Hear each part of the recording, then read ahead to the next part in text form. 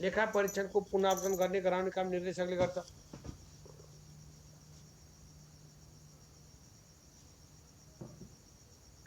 लेखा परीक्षणको पुनरावलोकन गर्ने।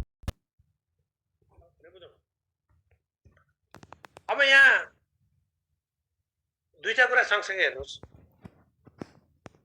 माध्यमिक शिक्षा उत्तीर्ण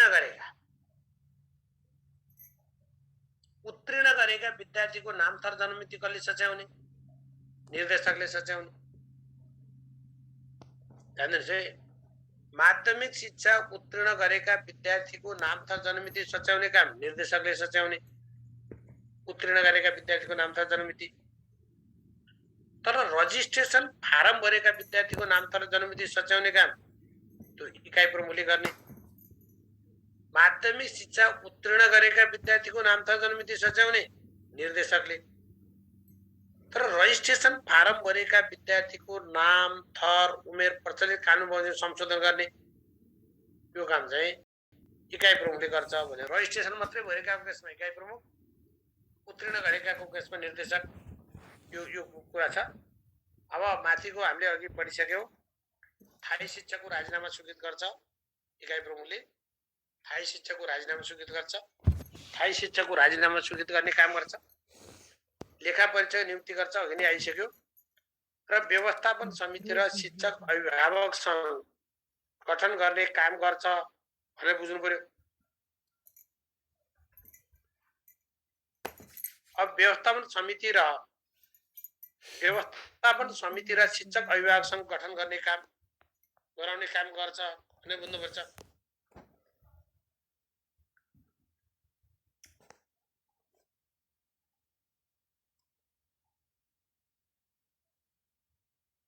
अब यो हिसाबले बुझौं इकाइ प्रमुखको काम। अब यो निरीक्षकको काम कर्तव्यमा तपाईहरुले बुझ्ने कुरा जम्मा दुईटा कुरा मात्रै बुझे हुन्छ। एउटा शिक्षकलाई तालिमका लागि सिफारिस गर्ने,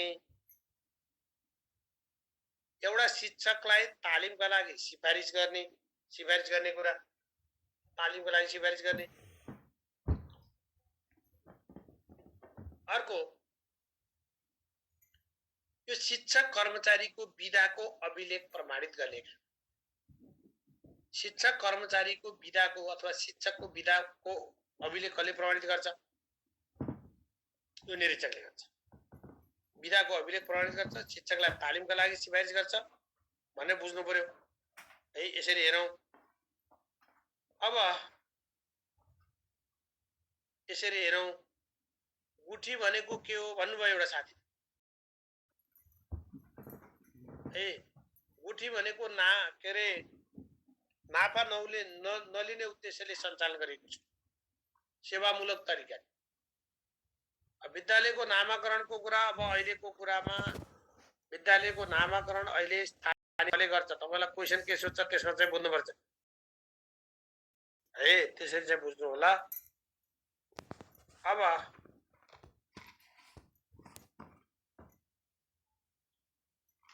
शिक्षकलाई तालिमको लागि सिफारिस गर्ने काम गर्छ, बिदाको अभिलेखको कुरा गर्छ भन्छ यसले। अब जिल्ला शिक्षा समितिको कुरा। यो जिल्ला शिक्षा समितिको बैठक सामान्यतया महिनामा एकचोटि बस्ने भन्छ।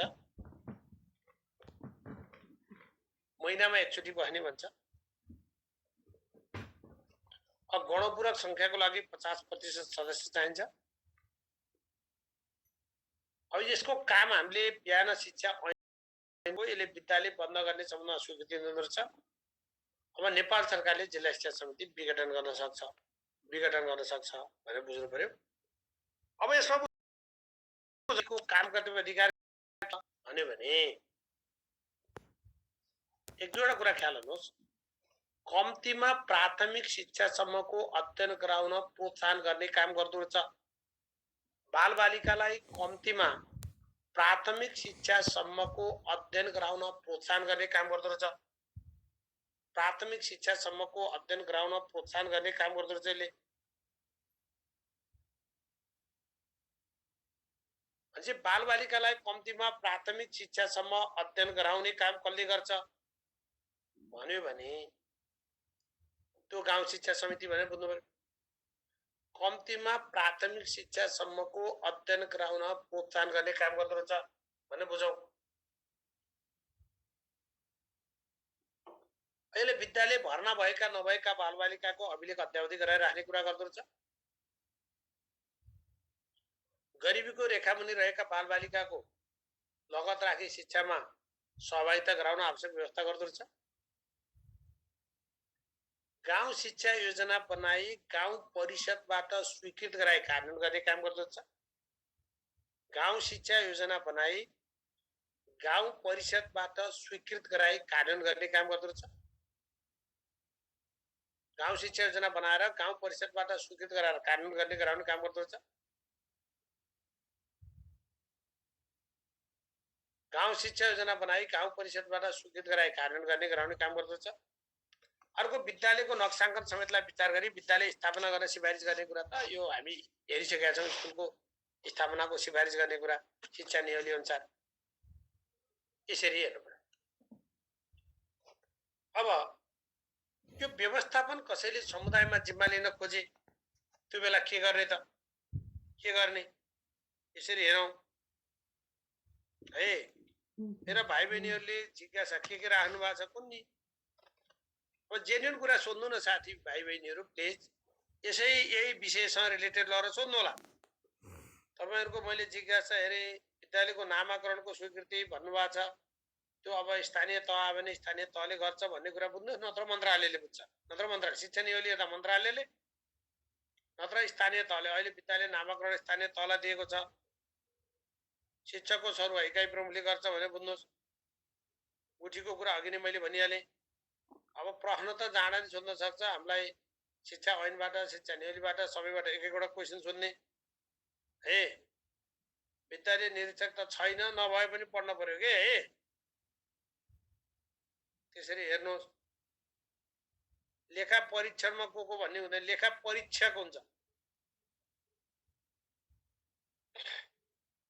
विद्यालय खोल्नका लागि 3 महिना अगावै निवेदन दिनुपर्छ। यो तपाईँहरूका कसले के गरेको छ भनेर चाहिँ त्यसलाई टेन्सन नलिनु होला। शिक्षा नियममा के छ त्यति हेर्नु होला है। यति कुराहरू हेर्नुहोस् ल। शिक्षक तालिमको छनौट गर्ने काम व्यवस्थापन समितिले गर्छ, सिफारिस गर्ने काम विद्यालय निरीक्षकले गर्छ भनेर बुझ्ने। यो व्यवस्थापन जिम्मा लिन चाहनेले कम्तीमा पनि 3 वर्षको विद्यालय सुधार योजना सम्बन्धी 3 वर्षको कार्ययोजना चाहिँ पेश गर्नुपर्छ भन्छ। व्यवस्थापन सुधार सम्बन्धी कम्तीमा पनि 3 वर्षको कार्ययोजना बनाएर पेश गर्नुपर्छ भन्छ यसले। अब यो विद्यालय व्यवस्थापन समिति गठन, व्यवस्थापन समिति गठनका लागि यो शैक्षिक सत्र सुरु भएको 30 दिनभित्र प्रधानाध्यापकले कम्तीमा 7 दिनको सूचना दिई भेला बोलाउनु पर्छ। कम्तीमा 7 दिनको सूचना दिएर भेला बोलाउनु पर्छ। कम्तीमा 7 दिनको सूचना। नम्बर 1 त बुझ्नुहोस्।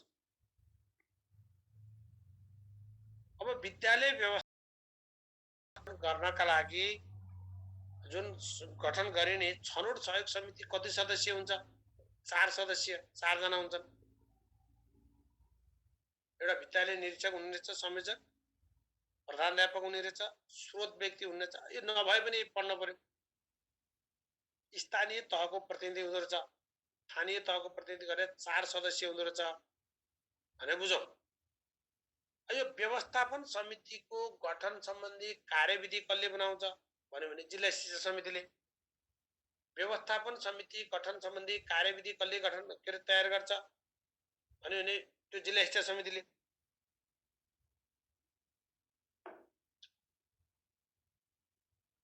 अब व्यवस्थापन समितिका सदस्यको राजीनामा अध्यक्षले स्वीकृत गर्ने। व्यवस्थापन समितिका सदस्यको राजीनामा अध्यक्षले स्वीकृत गर्ने। अध्यक्षको राजीनामा व्यवस्थापन समितिले स्वीकृत गर्ने भन्छले। सदस्यको राजीनामा अध्यक्षले, अध्यक्षको राजीनामा व्यवस्थापन समितिले स्वीकृत गर्ने भन्यो। यो व्यवस्थापन समितिका काम के छन् त? काम के छन् त व्यवस्थापन समितिका? यो व्यवस्थापन समितिका कामहरू के छन् भन्यो भने यसले शिक्षकलाई तालिमको लागि छनौट गर्ने काम गर्दो रहेछ। अघि नै हेर्यौं, तालिमबाट फर्केपछि कम्तीमा पनि 3 वर्ष विद्यालयमा सेवा गर्नुपर्ने शर्त गराउनुपर्ने छ। 3 वर्ष कम्तीमा 3 वर्ष विद्यालयमा सेवा गर्नुपर्ने शर्त गराउनुपर्ने छ। शर्त गराउनुपर्ने भनेको छ विद्यालयमा सेवा गर्नुपर्ने शर्त गराउनुपर्ने छ। कम्तीमा 3 वर्ष काम गर्नुपर्ने। शिक्षकहरूको सेवाको सुरक्षा र सम्वर्धन गर्ने कुरा गर्यो। सेवाको सुरक्षा र सम्वर्धन गर्ने कुरा गर्यो। अब शिक्षक पद रिक्त भयो भने रिक्त भएको मितिले 15 दिनभित्र इकाइमा लेखी पठाउने भनिदियो। रिक्त भयो भने 15 दिनभित्र इकाइमा लेखी पठाउने कुरा गर्यो। इकाइमा लेखी पठाउने कुरा गर्यो। यसले शिक्षक कर्मचारीको हाजिरी जाँच गर्ने, गैर हुने शिक्षक वा कर्मचारी उपर आवश्यक कारबाही गर्ने कुरा गर्यो। गैर हुने उपर चाहिँ आवश्यक कारबाही गरिदिने कुरा गर्यो। गैर हुने उपर आवश्यक कारबाही गर्ने कुरा गर्यो। हाजिरी जाँच गरी गैर हुने शिक्षक कर्मचारी उपर आवश्यक कारबाही गर्ने कुरा गर्यो। विद्यार्थीले पालना गर्नुपर्ने आचार संहिता बनाई लागू गर्ने कुरा गर्यो। आचार संहिता बनाएर लागू गर्ने। लेखा परीक्षणको कुरा आइहाल्यो। कम्तीमा 3 जना लेखा परीक्षकको नाम नियुक्तिको लागि इकाइ प्रमुख समक्ष सिफारिस गर्ने भन्छ। यति कुराहरू। यो व्यवस्थापन समितिको विघटन गर्ने अवस्था छ। अब यो खास भोग्न पर्दैन। सम्पत्ति हिनामिना गर्यो, शैक्षिक वातावरण खैल्यायो, फलफुल नीति विपरीत काम गर्यो, सम्झौता बमोजिम काम गरेन, सन्तोषजनक रूपमा व्यवस्थापन गर्न सकेन र दिएका निर्देशनको पालना नगरेमा व्यवस्थापन समिति विघटन गर्ने भन्छ। अब व्यवस्थापन समितिको अध्यक्ष र सदस्य हुनका लागि योग्यता के चाहियो त?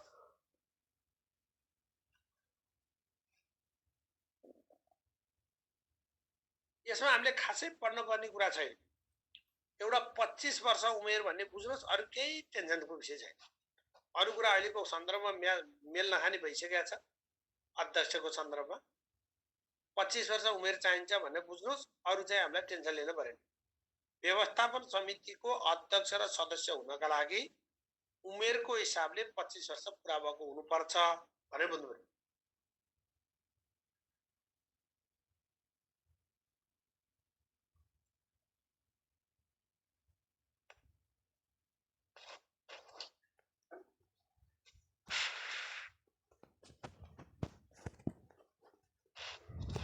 अब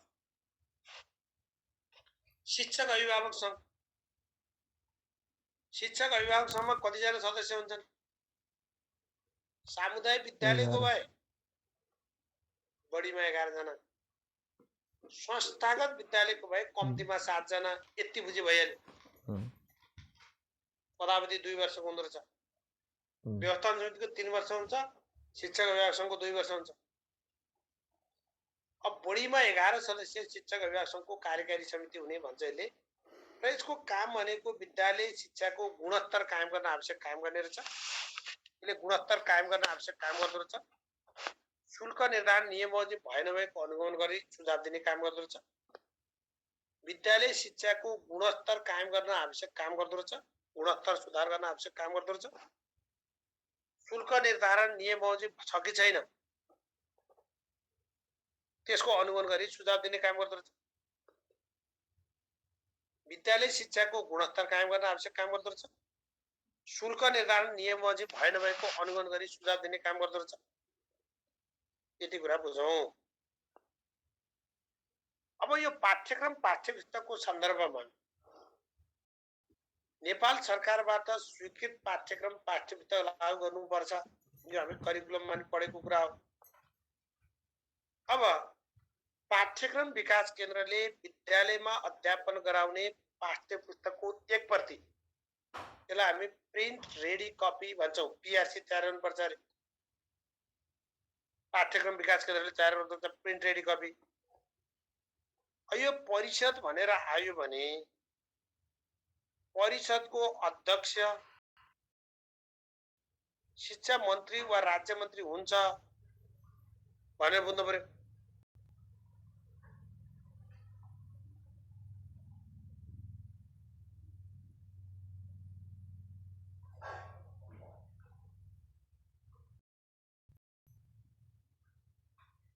शिक्षा मन्त्री वा राज्य मन्त्री हुन्छ भनेर बुझ्दिने। यसमा सदस्य संख्या 17 जना हुँदो रहेछ। परिषद भनेपछि शिक्षा मन्त्री वा राज्य मन्त्री 17 जना हुँदो रहेछन्। पाठ्यक्रम विकास केन्द्रको महानिर्देशक, कार्यकारी निर्देशक, यसको सदस्य सचिव हुँदो रहेछ। सदस्य सचिव हुँदो रहेछ।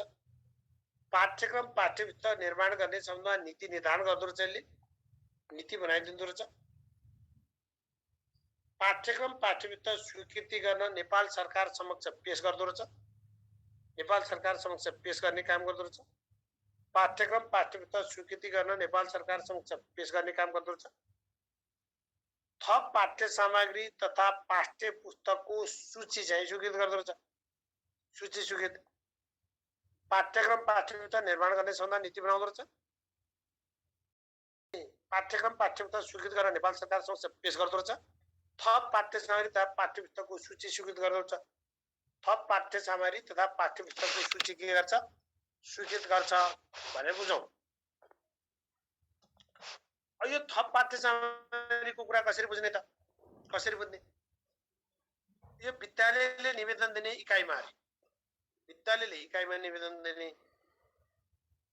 फेरि यसलाई बुझ्नुहोस्, विद्यालयले नेपाल सरकारबाट स्वीकृत पाठ्य पुस्तक बाहेक थप पाठ्य सामग्री लागू गर्नु पर्यो भने त्यो अनुमतिको लागि कहाँ निवेदन दिनुपर्छ भन्दा इकाइमा। इकाइ प्रमुखले स्कुललाई अनुमति दिन स्वीकृत गर्दछ। तर त्यस्तो पाठ्य सामग्री पाठ्यक्रम विकास केन्द्रले पब्लिश गरेको अथवा सूचीमा चाहिँ परेको हुनुपर्ने छ।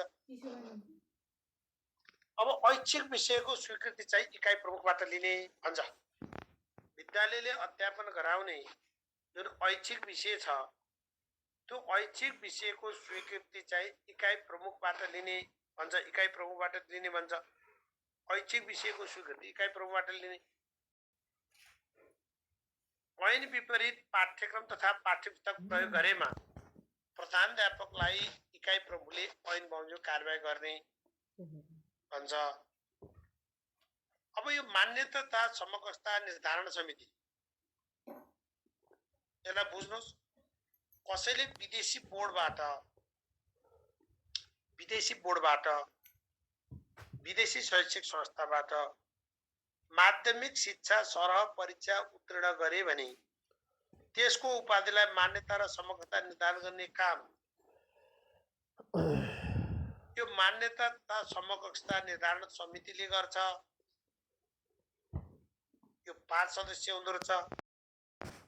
अब यसको सदस्य सचिव पाठ्यक्रम विकास केन्द्रको महानिर्देशक हुँदो रहेछ। महानिर्देशक हुँदो रहेछ। अब यसको अध्यक्ष विद्यालय शिक्षा महाशाखा शिक्षा मन्त्रालयको सहसचिव हुँदो रहेछ। अब यो भनेको तपाईहरुलाई अफिसियल हिसाबले सोध्यो, विदेशी बोर्डबाट माध्यमिक शिक्षा उत्तीर्ण गरेका विद्यार्थीको मान्यता तथा समकक्षता निर्धारण गर्ने काम कसले गर्छ भनेर अफिसियल हिसाबले सोध्यो। पाठ्यक्रम विकास केन्द्र लगाइदिन पर्यो। समितिको हिसाबले सोध्यो, मान्यता तथा समकक्षता निर्धारण समिति। यसलाई हामीलाई अफिसियल हिसाबले सोध्छ। अफिसियल हिसाबले पाठ्यक्रम विकास केन्द्र भनेर बुझ्दिने। अब यो खासै सोध्दैन साथीहरु, सिम्पली कुरा मात्रै बुझ्नुहोस्। यो अब एक्सपायर भइसकेको विषय भयो। अब निम्न माध्यमिक शिक्षा उत्तीर्ण परीक्षा समितिको कुरै छैन। अब अहिले सबै आधारभूत तहले के रे स्थानीय तहले गर्छन्। अनि प्राथमिक शिक्षा सिकाइ विरोधी परीक्षा जुन स्रोत केन्द्र स्तरीय छ त्यो अहिले पनि फंक्सनमा हुने कुरा भएन। यी दुईटै 5 सदस्य हुन्छ।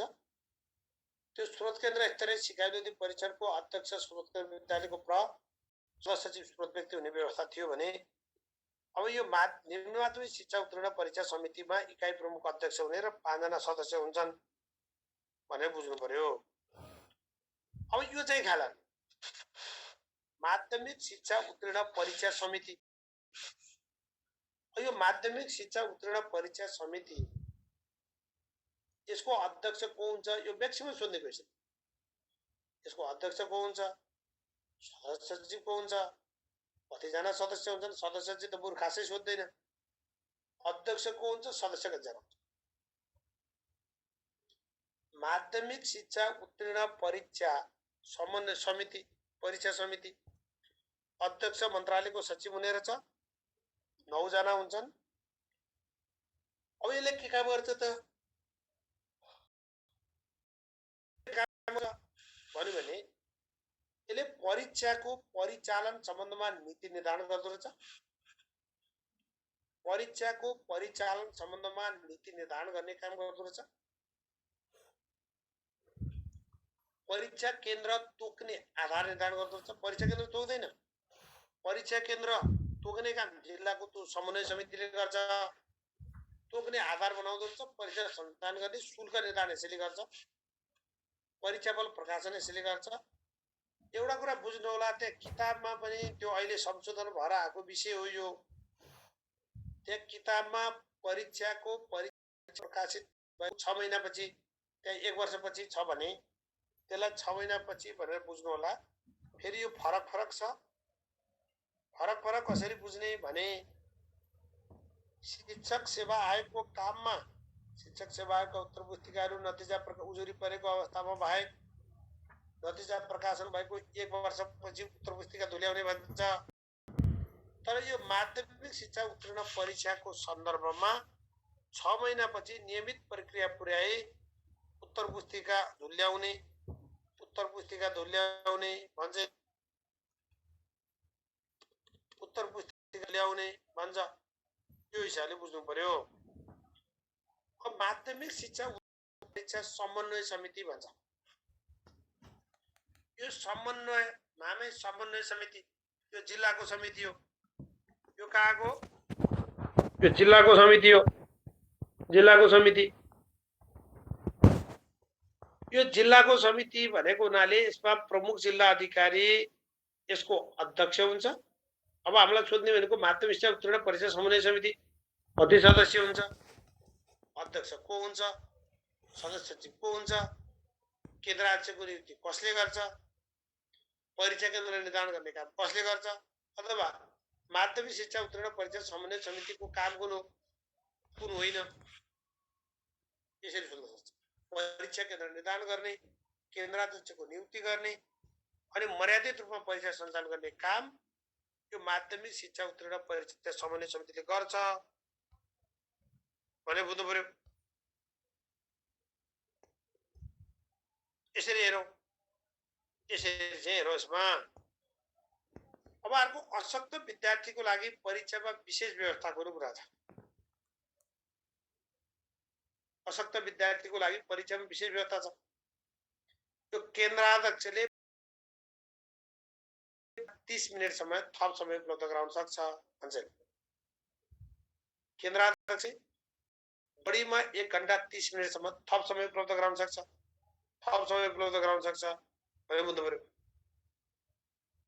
अब यसलाई अनौपचारिक शिक्षा सञ्चालन गर्न सकिने भनेको चाहिँ नियम 48।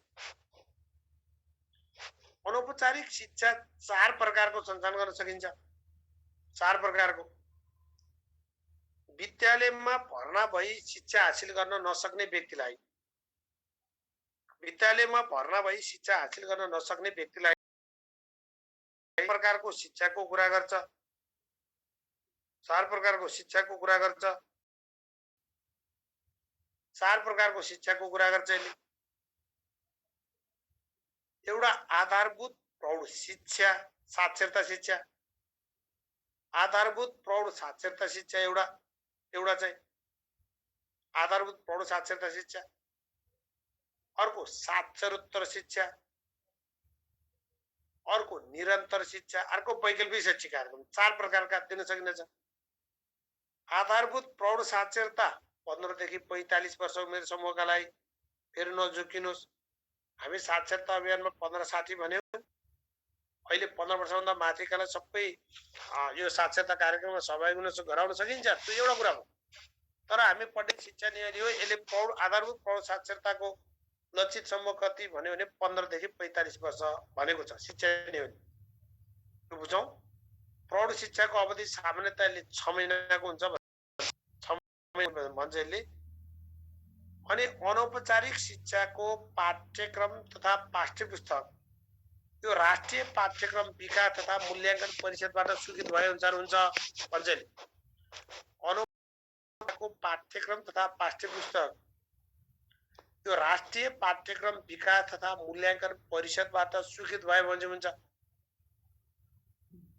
पाठ्यक्रम तथा पाठ्यपुस्तक अनौपचारिक शिक्षाको पाठ्यक्रम पाठ्यपुस्तक यो राष्ट्रिय पाठ्यक्रम विकास तथा मूल्याङ्कन परिषदबाट स्वीकृत भए भने हुन्छ भन्छ यसरी भनेको छ। यो साक्षर त 3 देखि 6 महिनासम्म भन्यो। अनि निरन्तर शिक्षाको कुरा गर्छ। यो मन्त्रालयले तोके बजेटको अवधिको निरन्तर शिक्षा प्रदान गर्न सकिन्छ भन्छ कुरा। अर्को वैकल्पिक शैक्षिक कार्यक्रम भन्छ। यो विद्यालयमा अध्ययन नगरेका वा अध्ययन गरी बिचैमा छाडेका, यो शब्द बुझ्नुपर्छ। विद्यालयमा अध्ययन नगरेका वा अध्ययन गरी बिचैमा छाडेका बालबालिकाका लागि यो वैकल्पिक शैक्षिक कार्यक्रम जुन विद्यालयको पाठ्यक्रममा आधारित रहेर वैकल्पिक शैक्षिक कार्यक्रम। अब वैकल्पिक शैक्षिक कार्यक्रम कसका लागि? विद्यालय अध्ययन नगरेका वा अध्ययन गरी बिचैमा छाडेकालाई भन्ने बुझ्नु पर्यो। यो वैकल्पिक शैक्षिक कार्यक्रम सञ्चालनको अनुमति इकाइबाट लिनुपर्छ। शिक्षा विकास तथा समन्वय इकाइबाट लिनुपर्छ।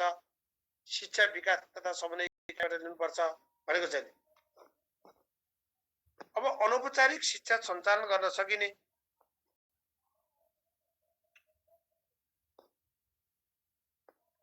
अनौपचारिक शिक्षा सञ्चालन गर्न सकिने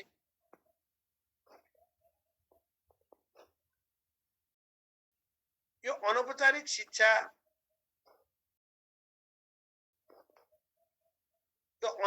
शिक्षा परिषद 18 सदस्य हुन्छ। परिषद भन्छ अध्यक्ष टुङ्गिहाल्यो, त्यसको सदस्य चाहिँ जान पर्दैन। अब जिल्ला अनौपचारिक शिक्षा समिति 11 जना सदस्य हुन्छन्। जिल्ला समन्वय समितिको सभापति यसको अध्यक्ष हुन्छ। र कसैले अनौपचारिक शिक्षा सञ्चालन गर्न चाहे भने जिल्ला अनौपचारिक शिक्षा समितिले त्यसको अनुमति दिन्छ भन्छ। अनौपचारिक शिक्षा सञ्चालनको अनुमति दिने काम जिल्ला अनौपचारिक शिक्षा समितिले दिन्छ भने बुझ्नु पर्यो। अब दूर शिक्षा समिति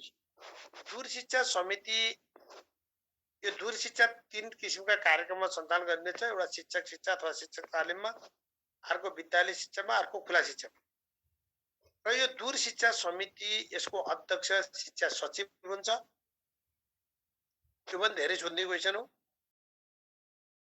अध्यक्ष हुन्छ। सदस्य 9 जना हुन्छन्। दूर शिक्षा समितिमा कति जना हुन्छन् भने 9 जना हुन्छन्। अनि दूर शिक्षा सञ्चालनको अनुमति दिने काम कसले गर्छ भने दूर शिक्षा समितिले दिन्छ। दूर शिक्षा समितिले दूर शिक्षा सञ्चालनको अनुमति दिन्छ। स्वीकृत पाठ्यक्रमको आधारमा दूर शिक्षाको पाठ्य सामग्री स्वीकृत गर्छ। दूर शिक्षा सञ्चालनको अनुमति दिने काम गर्दछ। स्वीकृत पाठ्यक्रमको आधारमा शिक्षाको पाठ्य सामग्री स्वीकृत गर्दछ। पाठ्य सामग्री स्वीकृत गर्ने काम यसले गर्छ भनेर बुझ्ने। यो विशेष शिक्षा परिषद भनेपछि यो विशेष शिक्षा सम्बन्धी नीति बनाउने हो। अब शिक्षा मन्त्री वा राज्य मन्त्री भइहाल्यो अध्यक्ष। यो 12 जना हुँदो रहेछ। 12 जना भनेर बुझ्यो भइहाल्यो। अरु धेरै बुझ्नु पर्ने छैन। अब यो शिक्षा तथा मानव स्रोत विकास केन्द्रको महानिर्देशक यसको सदस्य सचिव हुन्छ। शिक्षा तथा मानव स्रोत विकास केन्द्रको महानिर्देशक यसको सदस्य सचिव हुन्छ। यसले गर्ने काम विशेष शिक्षा प्रदान गर्न स्वीकृति दिँदछ।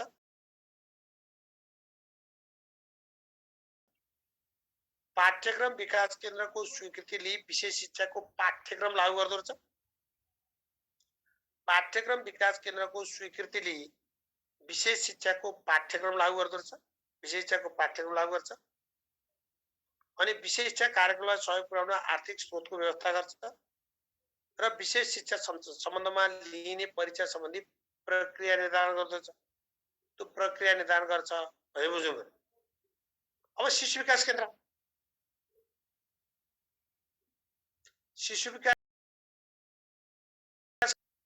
गाउँपालिका वा नगरपालिकाले यति बुझ्नुहोस्। यसमा दुईटा कुरा मात्रै ख्याल गर्नु। यसको पूर्वाधारमा दुईटा कुरा मात्रै बुझ्नु। त्यहाँभन्दा धेरै टेन्सन लिनु पर्दैन। एउटा भवन बाहेक आधा रोपनी वा 1 कट्ठा जग्गा चाहिने रहेछ, एउटा यो। अर्को कम्तीमा 2 जना सुसारे चाहिन्छ भने बुझ्नुहोस्, यति भएपछि पुग्छ। शिशु विकास केन्द्र सञ्चालन गर्नका लागि आधा रोपनी वा 1 कट्ठा जग्गा र 2 जना सुसारेको व्यवस्था हुनुपर्छ भने हेर्नु। अब शैक्षिक जनशक्ति विकास परिषद भन्छ। यो शैक्षिक जनशक्ति विकास परिषदको काम यो शिक्षक लगायत शिक्षा मन्त्रालयका कर्मचारीहरू यिनीहरूको कार्यदक्षता अभिवृद्धि गर्ने र शैक्षिक विकास सम्बन्धी नीति निर्माण गर्ने काम हो। शैक्षिक विकास सम्बन्धी नीति निर्माण गर्छ, कार्यदक्षता अभिवृद्धि गर्ने काम गर्छ। शिक्षा मन्त्रीको अध्यक्षतामा हुन्छ। 16 सदस्य हुन्छ। कति सदस्य? 16 जना सदस्य हुँदो रहेछ। यसले शैक्षिक जनशक्ति विकास सम्बन्धमा लागू गरिने पाठ्यक्रमको तर्जुमा गर्दो रहेछ। शैक्षिक जनशक्ति विकास सम्बन्धमा लागू गरिने पाठ्यक्रम तर्जुमा गर्छ। यहाँ अरू केही चाहिएन, हामीलाई सोधिहाल्ने। म अब 16 सदस्य बुझिहाल्नु, सोधिहाल्ने भनेको यो तालिमको मान्यता र समग्रता निर्धारण कसले गर्छ भने सुन्दिउँ। अफिसियल हिसाबले शिक्षा तथा मानव विकास केन्द्र, समितिको हिसाबले शैक्षिक जनशक्ति विकास परिषद भनेर बुझौँ। अब यो विद्यार्थी संख्या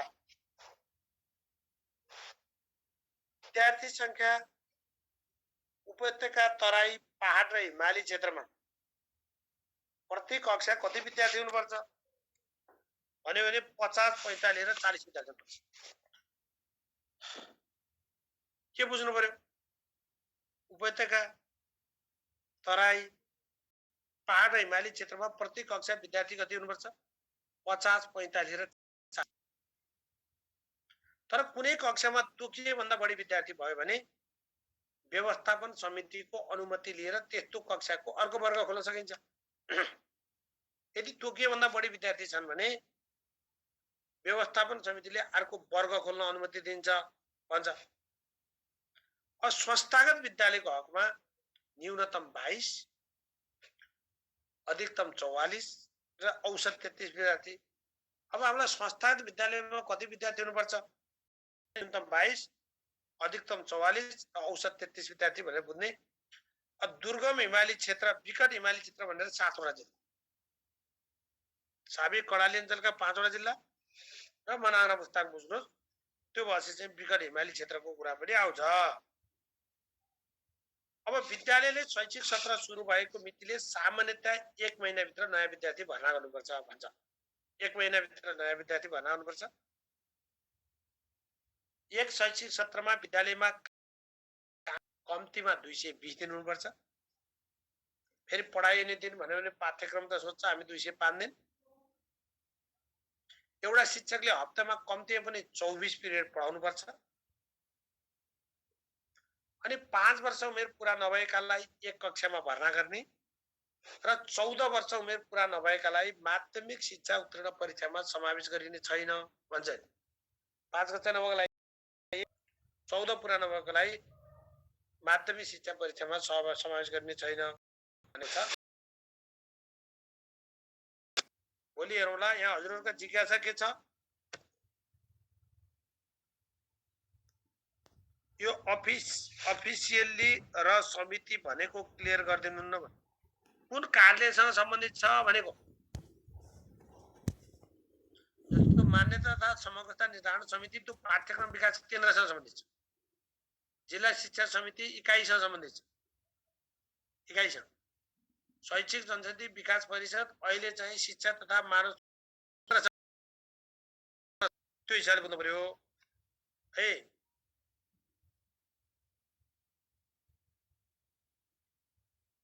अनौपचारिक शिक्षा समिति छ, अनौपचारिक शिक्षा केन्द्र छैन, समिति छ।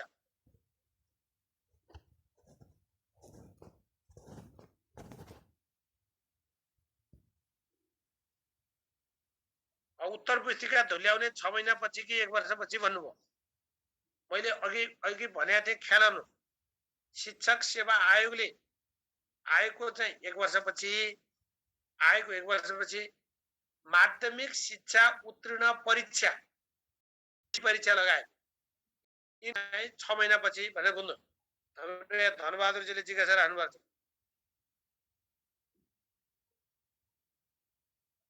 माध्यमिक शिक्षा यसले बोलेको अहिलेसम्म चाहिँ 10औं कक्षा हो। हामीले देखेको एसएलसी ऐन विपरीत पाठ्यक्रम पाठ्यपुस्तक भनेको के हो भनेर सोध्नु भएको छ विचार। नेपाल सरकारले स्वीकृत गरेको पाठ्यपुस्तक बाहेक अरू पाठ्यपुस्तक पढायो भने त्यो ऐन विपरीत भयो। सुत्केरी विधा कति दिन भोलि छलफल गर्ने, भोलि आउँछ। आधारभूत तह सञ्चालन गर्न धरोटी लाग्दैन सामुदायिक विद्यालयको। ऐन भनेको संसदले बनाएको ऐन कार्यान्वयन गर्नका लागि नियम बनाउँछ नेपाल सरकारले। विवेसमा विद्यालय व्यवस्थापन समितिले 2 जना मनोनित गर्छन्। अब हाम्रो टेकबहादुर सरले 75 सेट बुक र नयाँ बुक उस्तै हो कि के छ, त्यो बिल्कुल फरक छ। त्यो 100% फरक छ। 100% फरक भनेपछि बुझ्नु भयो, त्यसको नेचरै फरक छ। अहिलेको नयाँ बुक भनेको यहाँ छ।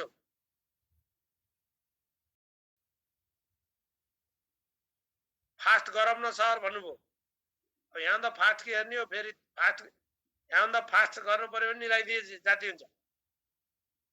विद्यालय व्यवस्थापन समितिको विघटन कसले गर्छ भन्यो भने त्यो हाम्रो जिल्ला शिक्षा समितिले गर्छ भनेर बुझ्नु पर्यो। यो मैले धेरैचोटि भने। जिल्ला शिक्षा समिति नेपाल सरकार अनि विद्यालय व्यवस्थापन समितिको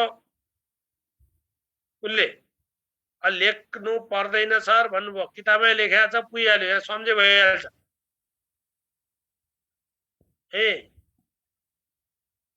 तालिमको लागि सिफारिस विवेश पढेको होइन र बिहान भन्नुभयो।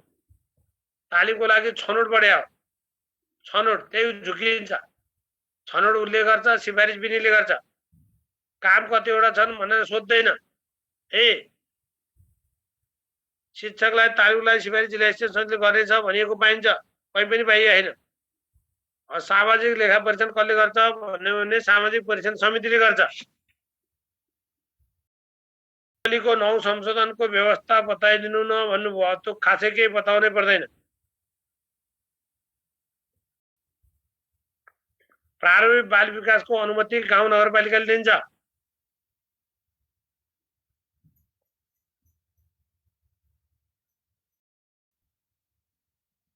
सामुदायिकले लिने विद्यालयले पढ्न जे के लेख्नु के लेख्नु।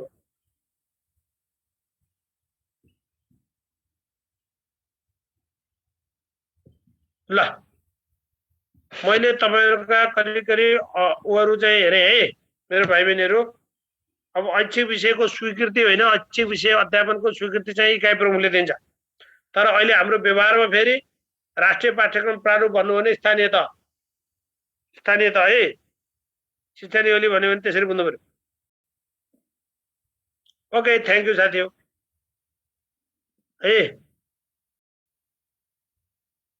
अब विद्यालयको बिहान के पढियो भाइ बहिनीहरु प्लिज। शिक्षा ऐन सोध्यो भने प्रारम्भिक बाल शिक्षादेखि कक्षा 8 सम्म 9 वर्षको आधारभूत शिक्षा प्लस 9 देखि 12 सम्मको कुरा माध्यमिक शिक्षा 9 + 4। अब पाठ्यक्रम भन्यो भने 1 + 1 वर्षको प्रारम्भिक बाल शिक्षा, 8 वर्षको आधारभूत शिक्षा र 4 वर्षको माध्यमिक शिक्षा। Okay, thank you, good night. ल राम्रोसँग सपना देखेर शिक्षक भएर अनि सजिलो स्कुलमा पोस्टिङ भएर मिठो तालले के अरे कक्षा लिएको बालबच्चालाई पढाएको त्यो सपना देखेर सुत्नु होला। थ्यांक यू, गुड नाइट है।